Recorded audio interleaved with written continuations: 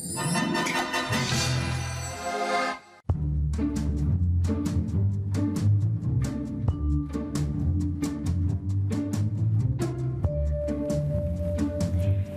Russia. Привет, фанаты России и поклонники Достоевского. У нашей программы наконец-то появился свой кабинет. Да, это наше будущее турагентство. Здесь происходит зачатие нашего дитя. Каждую программу мы снимаем как первую. Всю неделю изучаем карту, ищем уникальные маршруты. И нам каждый день приносят свежий рулон откликов из интернета. Сегодня мы будем выбирать город по вашим рекомендациям. Анна Джулия, будьте любезны. У Анни очень красивые бедра и приятные... Дай сюда! Я забыл, что Аня не умеет читать. На.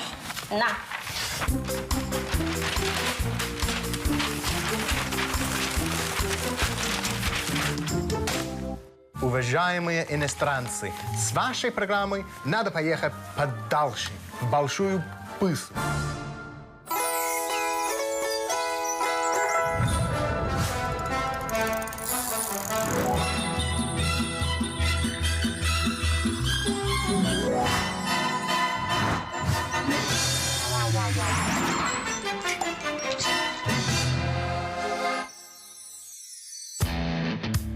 Если бы мы не провели географическое расследование, мы бы обиделись.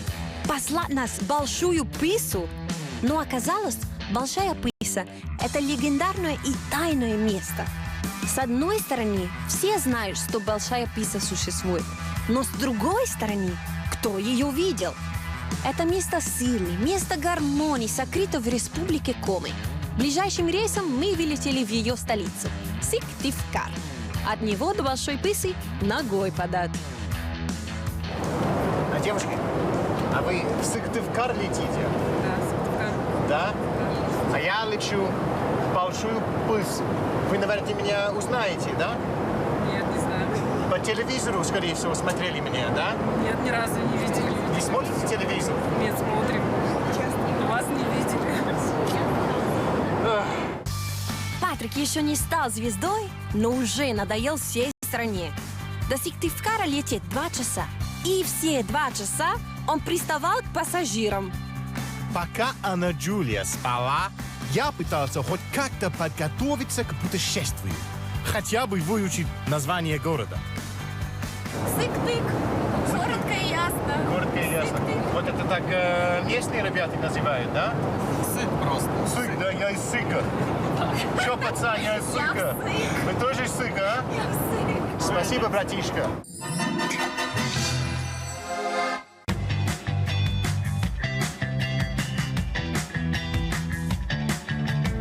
Hello, Сыктывкар! Woo! Спасибо! Такси. Крутой Мерседес. У-ла-ла! Hello. Вы нас привезете до самого лучшего гостиницы, да? Обязательно. Спасибо. Вы нас не узнаете, да? Ну, нет. Что ж, дорогие звезды России, учтите, в этом городе нас никто не будет возить бесплатно. Зато аэропорт находится в центре города. Железные птицы летают прямо над головой. За 5 минут мимо вас, как яркий сон, пронесется Сыктывкар. А в Сыктывкаре можно услышать самое разное. Кто-то называет его провинцией, как говорят в России, медвежьим уголком. Но я возразю, при небольших размерах Сыктывкар – это крупный деловой и культурный центр. Здесь больше десятка гостиниц, и во всех хронически нет мест.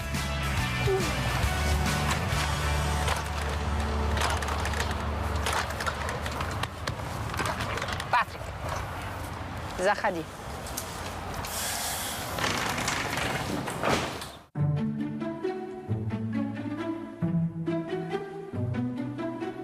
Путешествие в Большую Пысу может обойтись нам в круглую сумму. Поэтому гостиницу мы взяли скромную – 3000 за ночь. К тому же, ничто так не сближает друзей, как одна кровать на двоих. Так. Ох, как я люблю это платье. Так, вот. Та-дам-па-дам. А это будет для вечера итальянской культуры. Супер. Right? Да, я бы хотел провести с тобой вечер итальянской культуры. В Большой Пысе я выступлю со своим первым концертом. И Патрик захлебнется слюной зависти. Моя лучшая подруга. Я уже месяц учусь на певицу и буду петь в свободное от отдыха время. Да, Патрик? Осторожно. Эта женщина напоет вам прямо в душу. Я девушка!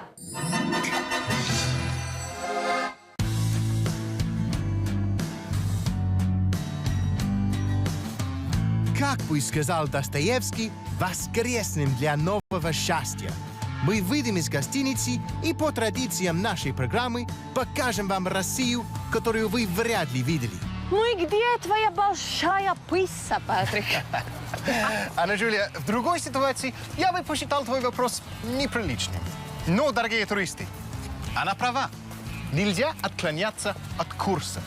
Большая пыса – это подарок природы, уникальное украшение республики. Осталось лишь найти дорогу к ней. А может, ты просто ей купишь цветы и шоколадку, как обычно? Как мужчина, я держу свое слово. Я доберусь до пысы. Но приехать в Коми и не посмотреть столицу – это надо быть Анной Джулией. Сыктывкар – это первый перевалочный пункт на пути к Большой Пысе. Но не только. Сыктывкар – это столица Республики Коми. А республика Коми названа в честь Коми. Коми – древний народ. Но что мы знаем о нем? Как всегда, в таких случаях мне поможет словарь Брокгауза и Эфрона. Итак, Коми – древний народ правильного телосложения с лицом славянского типа при карих глазах. Теперь мы знаем о Коми все. Иностранные туристы интересуются, почему Сыктывкар? Неужели нельзя было назвать город Москвой или Сочи? Ведь Сыктывкаром можно сломать себе язык. Оказывается, Сыктывкар на языке Коми означает город на реке Сысово. Сами жители давно об этом забыли. Сейчас культурная политика Сыктывкара строится на грибах. Город называет себя грибной столицей России. Мотивы грибов есть даже и в современной архитектуре. Особый вид городу придают узкие улицы и сочетание архитектурных шедевров. И вот гуляешь по городу и с восхищением думаешь, а неужели здесь черпали вдохновение создатели Лего? А неужели здесь черпали вдохновение Лего? Анна Джулия, ты ничего не понимаешь. Это самая узкая улица Сыктывкара. Грибной переулок. Кстати, при этом это конструктивизм называется. Я верно все рассчитал. Как раз в середине лета вся республика съезжается на легендарный фестиваль Ибицы. Это как Ибица, только все через «ы».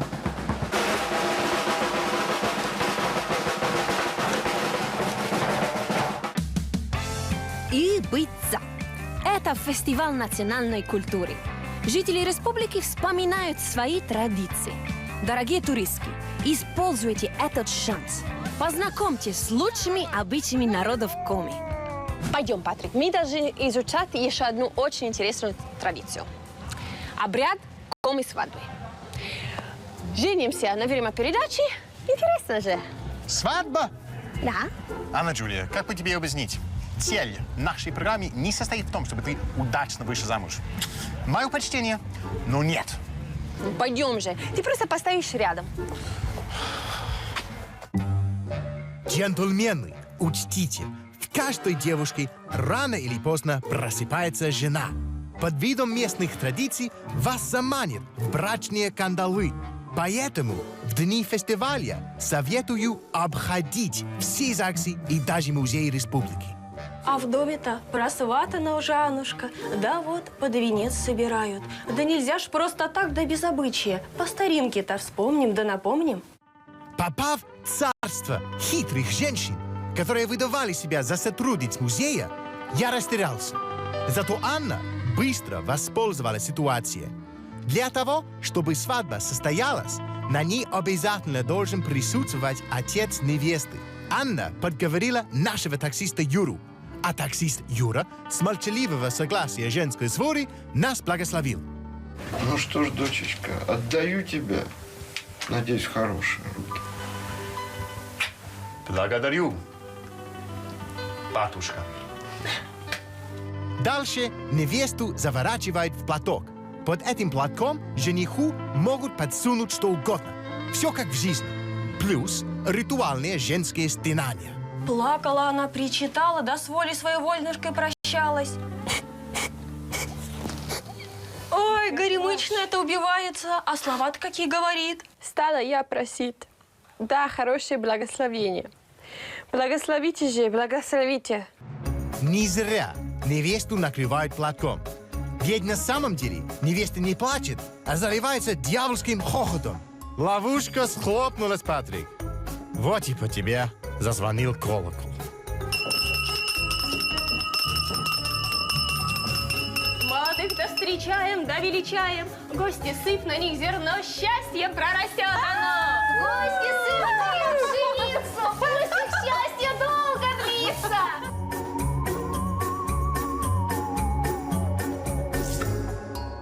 Джентльмены, мужики, не рекомендую повторять этот обряд в домашних условиях. Знаешь, может быть, когда у меня будет настоящая свадьба, я ее проведу по такому же обряду.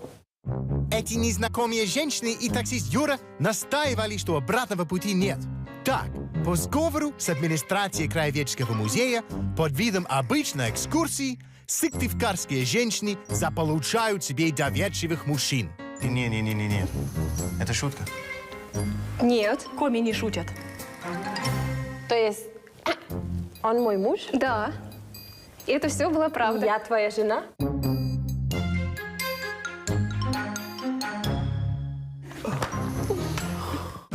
Как бы сказал Достоевский, разыграли как дурачка. До этого в России со мной случалось только хорошее. И вот, я нашел традицию, которая способна объединить против себя всех мужчин мира. Если бы я только знал, к чему приведет меня тяга к большой пысе, какой психологической травмой закончится для меня это знакомство с традициями. Хорошо, хоть паспорт остался чист. Гайс, это моя жена! Молодая должна сразу узнать свое место. По древнему коми-обряду никаких свадебных лимузинов для невесты не полагается. Удобный двукорпный верблюд. Вот все, на что может рассчитывать хитрая жена. Так и знайте.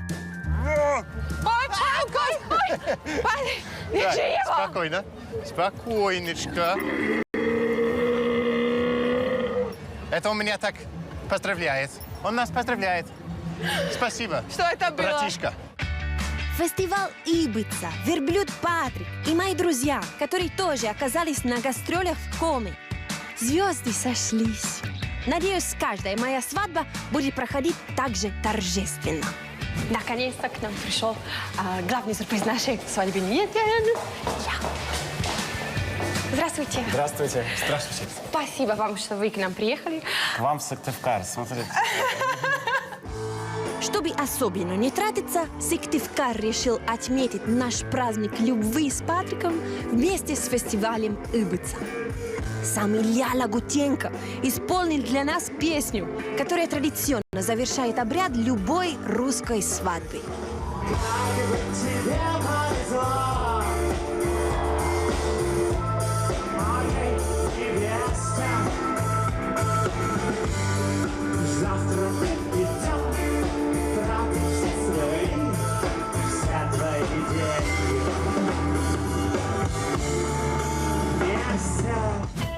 Скажу по секрету, что в гостинице нам, как молодоженам, сделали скидку.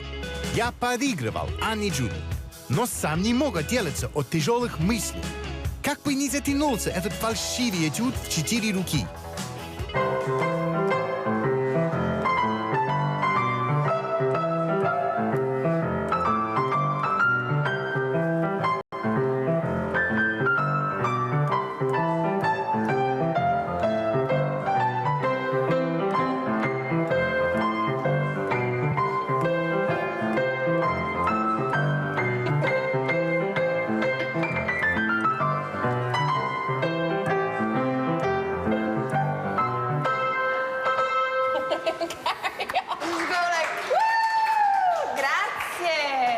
Я не знаю, в чем секрет этого города, но я здесь абсолютно счастлива.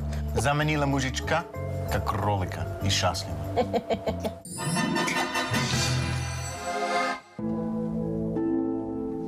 Утро женатого человека оказалось серым и безнадежным. Русское небо словно чувствовало мою грусть. И только предвкушение большой пысы подняло меня на ноги. Несмотря на беду, которая обрушилась на меня, я все равно сумел найти силы продолжить работу. Вот, дорогие джентльмены, отсюда начинается наш путь в Большую Пысу. Чтобы добраться до Большой Пысы, нам надо ехать на поезде 8 часов. И то мы доедем не до самой Пысы, а до какого-то ближайшего поселка. Там берем такси и едем уже на место. Если честно, вот, я привыкла к другим поездам, а вы честно, я привыкла Shut up, к комфорту. please. А где матрасы на этом поезде? Здесь не будет матрасов, да? Нет, не будет. Это общий вагон. Тут матрасов не будет. Так, Анна Джули, мы что мучим этого человека? Мы даже не познакомились. Sorry. Братишка, как тебя зовут? Василий. Василий, да? Патрик, очень приятно. Василий держит путь домой, в село Кослан. Кослан – ближайшее село к Большой Пысе. Большая Пыса в переводе с финно-угорского языка значит «священное место». Василий, ты не можешь нам объяснить, пожалуйста, как от последней станции добираться до Больших Пысов? Только нам внедорожники туда. Василий сказал, что в Большой Пысе вообще нет дорог. Если это так, то Большая Пыса – это последнее, что увидит Патрик в этом воплощении. Какие места! Чем ближе к Пысе, тем красивее. 40-50 рублей за билет, а какое отдохновение! Вагона ресторана здесь нет, ведь в этом поезде всего 4 вагона. И на весь путь только одна остановка у придорожного рынка. Я хочу чай, я хочу грибы, я хочу вот это, и, может быть, даже вот И это. вот это очень вкусная вещь. Так. 1000 рублей, пожалуйста, забирайте. Нет, я не хочу 1000 рублей, слишком много. Можете 2 дать. Так, извините, pожалуйста. Идем. Patrick, dove pensi di andare?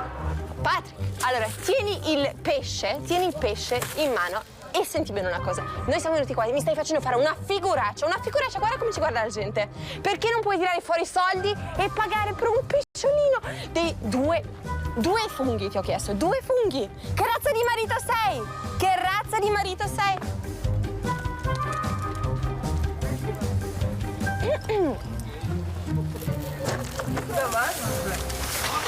Да возьмем все за 1000 рублей. Или как вы скажете? Люда, хорошо, что у меня такой добрый, щедрый муж, да? Чтобы пассажиры приняли нас с Патриком за своего, мы, по традициям великих российских железных дорог, вывалили на стол все, что у нас было. Рыбу и варенье. Местная корюшка, зубатка вялая. Пахнет, как дорогой французский сыр. Только по-русски.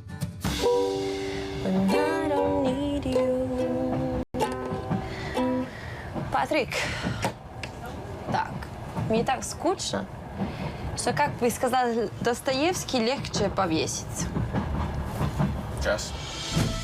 Мы решили отметить нашу свадьбу с новыми друзьями. Новые друзья предупредили нас, что Большая Пыса – это не только опасно, но и небезопасно для жизни. Там нет дорог и электрических проводков. Там нет света. Ты представляешь, что мы будем рассказывать нашим внукам? Мы были, наконец, географы. А Женя, ты представь себе, мы женились, я уже не могу деться от нее.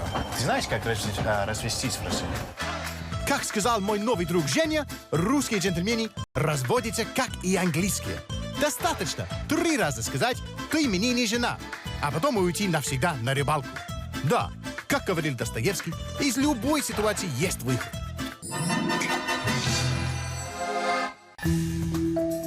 Спустя вечность мы наконец доехали до Кослана. Патрик зевал по сторонам и, как всегда, записывал свои идиотские литературные заметки. С каждым часом мы все ближе к Большой Пысе. Село Кослан очень древнее. Здесь пахнет старыми церквушками и намоленными местами. Патрик вглядывался на купола и думал о чем-то своем вечном. Что? Какие купола? Я одна искала, где наша семья сможет пообедать. И нашла. Учитывая, что это единственный ресторан, Анна не ошиблась в выборе. Молодец, жена. О, здравствуйте. Да, пожалуйста, принесите мне спагетти аль-Альфредо. К сожалению, у нас такого блюда нет. Спагетти какой? Аль-Альфредо, она знает. Спагетти аль-Альфредо. Девушка, принесите просто ей макароны с майонезом. Макароны с майонезом. Итальянский стиль с русской нотой. Отмечу, джентльмены, что ресторанная культура держится здесь на высоком уровне. Нам еще повезло, что для нас нашли свободный столик. В отличие от нас с Патриком, местные жители не отмечают свадьбу. Они просто отмечают окончание рабочей недели. Точнее, рабочего дня. По-русски это называется корпоратив.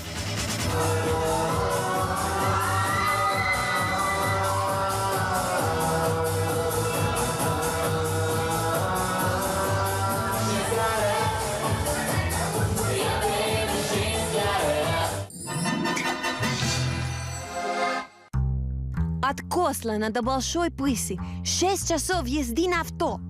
Но, дорогие туристки, следует ли удивляться? Если вместо мужа вам досталась английская тряпка, то и вместо автомобиля вы получите...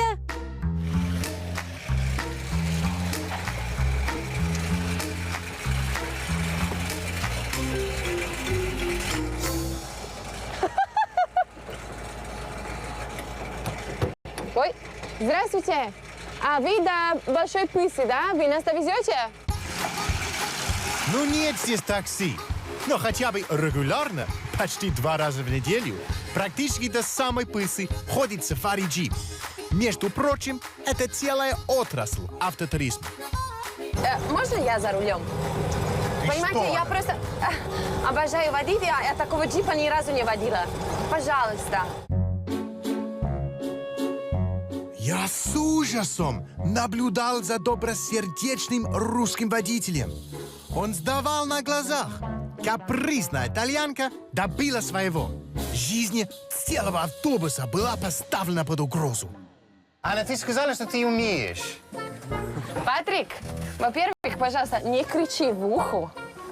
Во-вторых, я умею. Я буду кричать в ухо. Так. У нас 3 педаля. Это значит, we have a friction. Как это называется, пожалуйста, на русском? Сцепление. Oh, yeah, baby!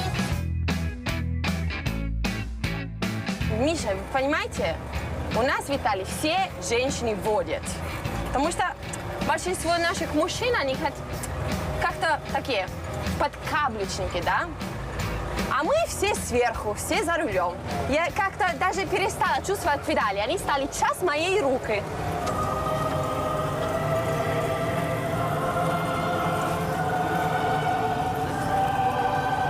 Все будет окей. Мы выживем. А ведь действительно, педали были продолжением ее руки. Ребята, на самом деле есть намного проще способа. Хотите услышать женщину? Может, вы поможете, а? Снимают они там. Редкому журналисту везет так, как мне. 2 русских беды. Дураки и дороги. В одном кадре. Если бы меня, как автоводителя, дослушали до конца, мы бы выбрались быстрее. Надо было всего лишь взять лопатки и отвернуть песок от колес. Мужчины сами поплатились за свою гордость.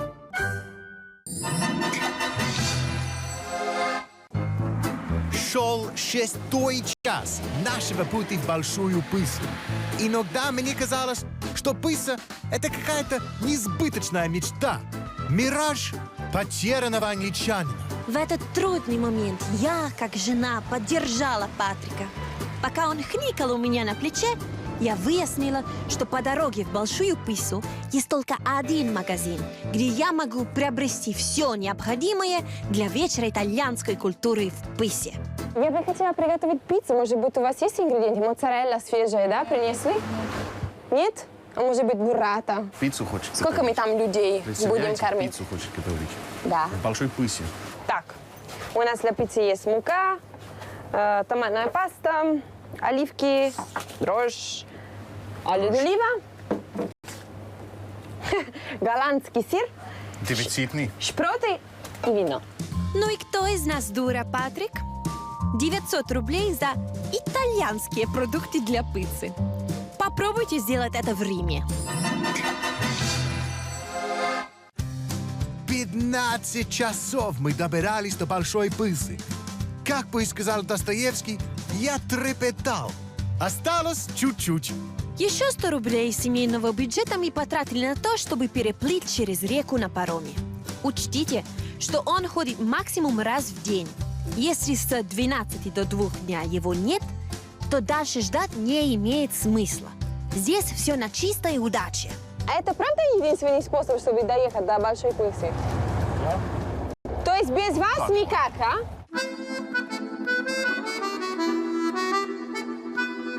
Представляете? 50 лет назад здесь были крупнейшие в России бизнес-предприятия по разведению оленей. А в 1961 году в Пысе построили аэропорт. 2 раза в день туристы и деловые люди летали сюда на Аннах по делам. Но 15 лет назад жители Большой Пысы решили, как говорят в России, вернуться к истокам. Деловой центр закрыли, а на холме появились эти красочные домики. Большая Пыса – это изначально вызов для любого мужчины. А та искра, которая когда-то зажглась во мне, не погасла, несмотря на все трудности в пути. Как бы сказал Достоевский, вперед за своей жемчужиной. Час по реке, и вот она. Выглядит, как городок из сказки. Домики как будто стоят на чудо-юдо-рыбе-ките. Большая Пыса переводится как священное место. Оно славится своей красотой с 15 века. И, кстати, как говорят местные, сначала появилась Большая Пыса, а уже потом все остальное. Села и деревни вокруг нее. Так, ну, Вова, когда вы приезжаете за нас? Через 2 дня. 2 дня? Да, через 2 дня. А это по нашему плану? Да все по плану. Мы придумаем плану по пути. Нет, не надо нервничать, а? Это ты нервничаешь. Это наш медовый 2 дня. Я должна четко узнать все по плану.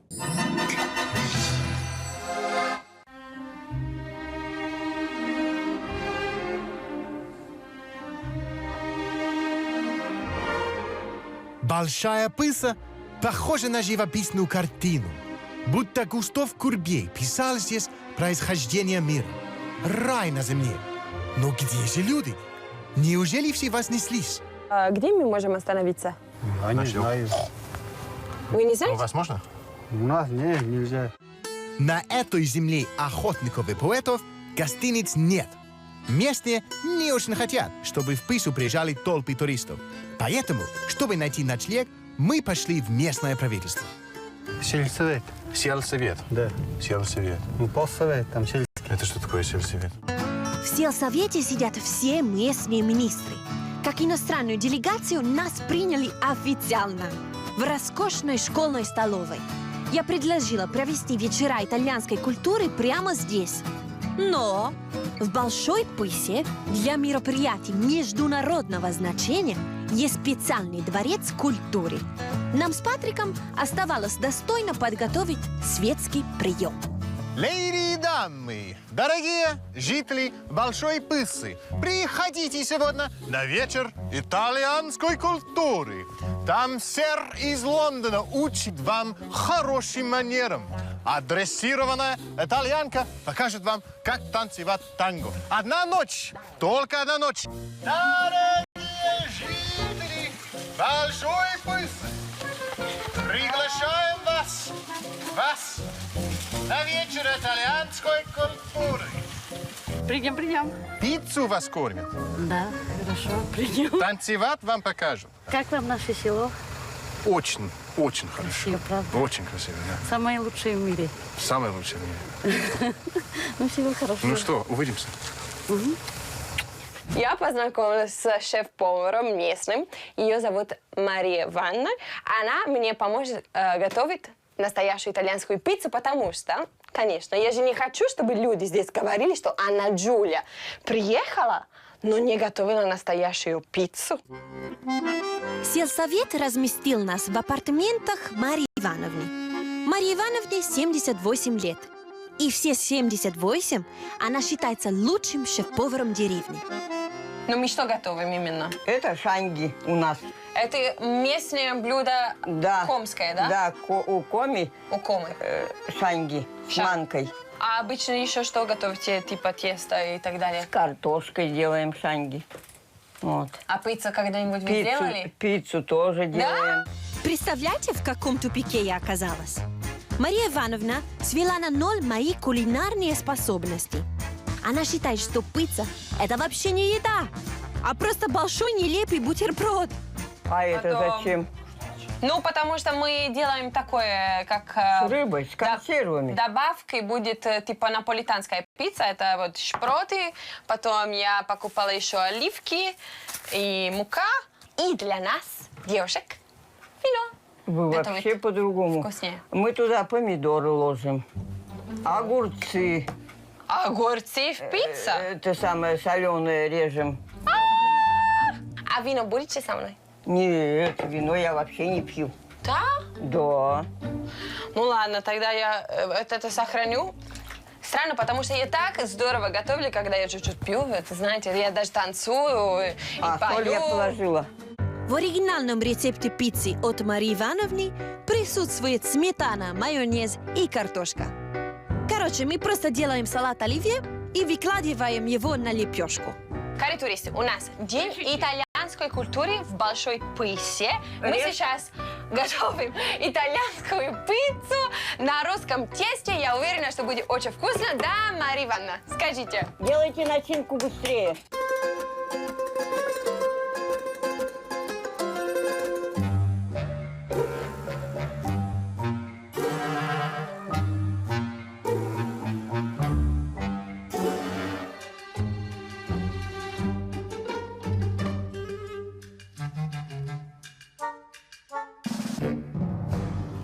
А что надо было? Ну, просто уже не пицца. А что это? Пирог. Русский пирог.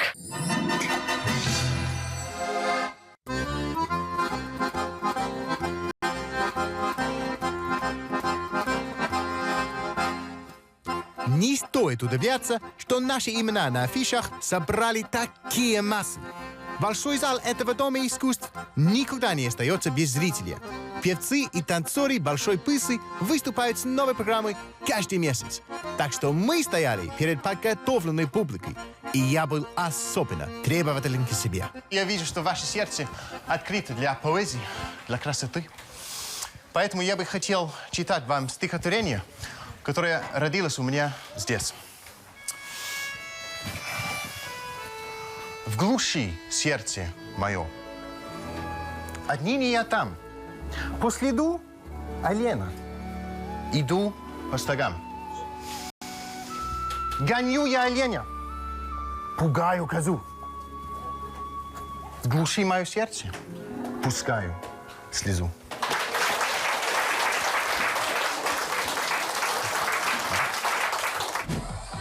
Вечер итальянской культуры, конечно, стал вечером Анны и ее художественных метаний по сцене. Возможно, жители Большой Пысы просто соскучились по цирку. Исключительно этим я объясняю успех Анны Джулии. А могу, пожалуйста, per favore, пригласить прекрасные дамы и прекрасные джентльмены подходить ближе, чтобы мы вместе хотя бы чуть-чуть танцевали фламенко. Так, а мы знаем, что фламенко — это танец который покажет характер человека, да? А у меня Характер. вот такой... У него очень сильный характер. Да. Поэтому надо стать очень ровно, вот импозантно, да? Импозантно. Мы королевы. А я? Ладно, все. Упс! Так, начинаем с ногами и наступаем. Раз, два, три. Раз, два, три. Это когда мы наступаем, да? Это наша территория, наша земля. Мы коми, да? Поняли? А локти всегда смотрят в сторону, вот так. Потому что если вдруг так, да? Смотрела на моего мужчину, па! Но мы так умеем. Коми. Давайте. Soy un hombre muy honrado que me gusta lo mejor. A mujeres no me falta ni el dinero ni el amor.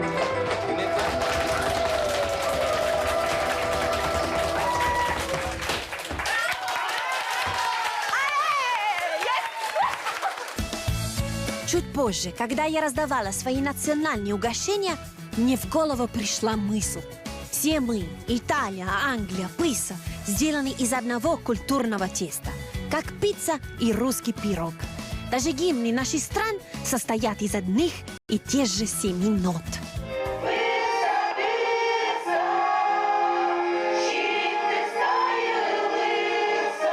Да, пожалуй, соглашусь с Анной. В вечерах итальянской, английской и русской культуры есть что-то общее.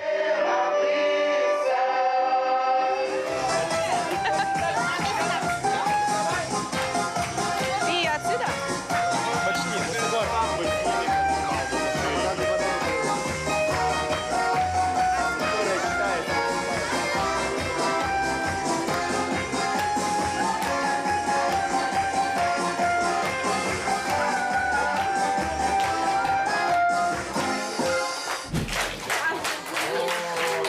Вы сама благодать Божья. Ваше имя благодать. Да? Спасибо вам. No, нет, спасибо. No, подождите. Спасибо вам. Всего хорошего. Спасибо. Красивые цветы. Да. Это не этот мужик дал тебе, да?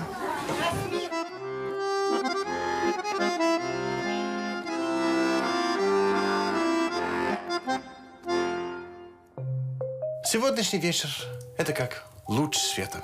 Я танцевал с хорошей женщиной, с Валентиной. А вы знаете, джентльмены, чем отличается хорошая женщина от молодой? Она верна и добра. И не будет выходить замуж за тебя и танцевать с другим. Раша, I love you.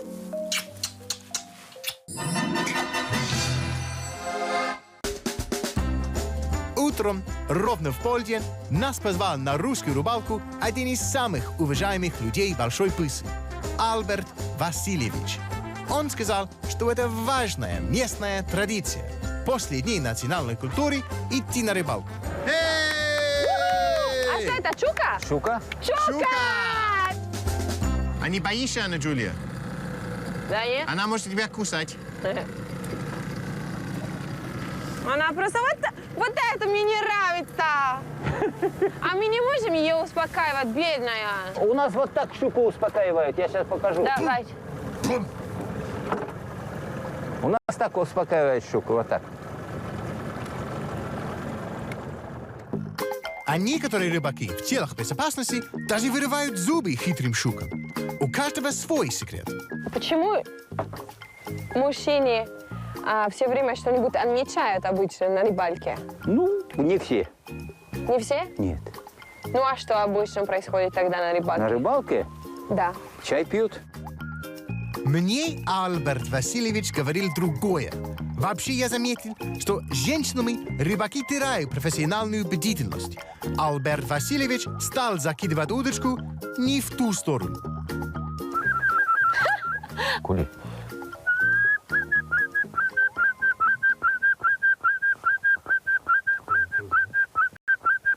А когда чайник достиг климата, вы можете сделать? У чайника климакса нету. Есть.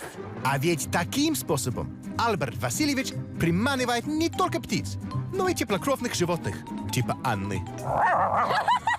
Покажи дальше. Молодец. А какой-нибудь вот такой? Этот рогатый? Да. Да.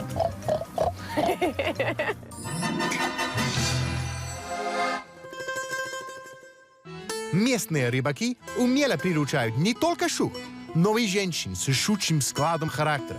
Анну Джулию, как обычную селянку, заставили разделывать рыбу.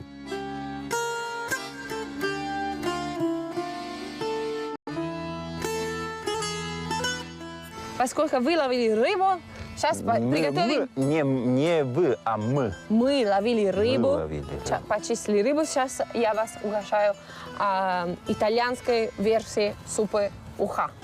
Давайте? Давай. Хорошо. Я еще ни разу не пробовал итальянское уху. И я тоже.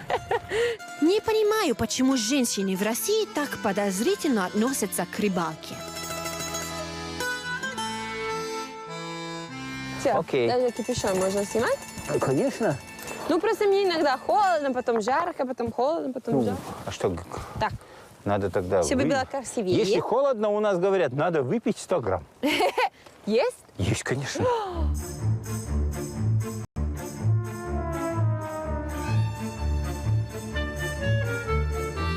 Просто, Альберт Васильевич, я вам предупреждаю, что, к сожалению, Патрик у нас алкоголик, и не надо ни в коем случае ему это показать. Нет, конечно. Давайте просто между нами Между нами, да, вот девочками. это жидкость для богов. Да. Ну-ка, осторожней. Комара? О, уже кусала, да, меня? Все, уже выпила. Пускай размножается. Ну, раз у меня ничего не получилось с рыбами, я решил, пока они варят уху, пойти за грибами. Говорят, что здесь очень богатое место. И вот, сразу нашли. Раз Альберт Васильевич и Анна пренебрегли мной, я забудусь в русском лесу. Я читал, что в России поход за грибами – это как форма медитации. Грибами лечат больные нервы и укрепляют психику. За здоровье. За здоровье. Здоровье главное. Остальное можно купить, в крайнем случае Да, приватизировать. за здоровье. За здоровье.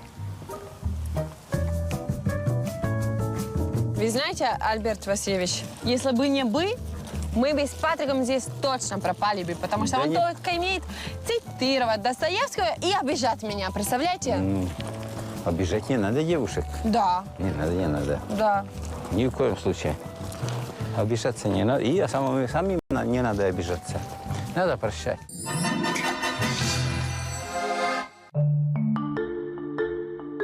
Когда я вернулся из леса, мне в голову ударил запах измены. Альберт Васильевич показался мне каким-то слишком веселеньким. Однако бдительность мой соперник не потерял. У ножка гриба не должна быть вот такие бугорки. Это означает, Полосочки. что они ядовитые. Оператор просто подсказал или подвел. Если нельзя отравить соперника, то с ним остается только помириться. К тому же я помню, чем закончилась война за прекрасную Елену. Но нельзя, чтобы большая пыса пала как Троя из-за какой-то навьюченной изменницы. Я за мужское товарищество. Дорогие туристы, Анна Джулия, Альберт Васильевич. У меня есть замечательная цитата Роберта Бурнса.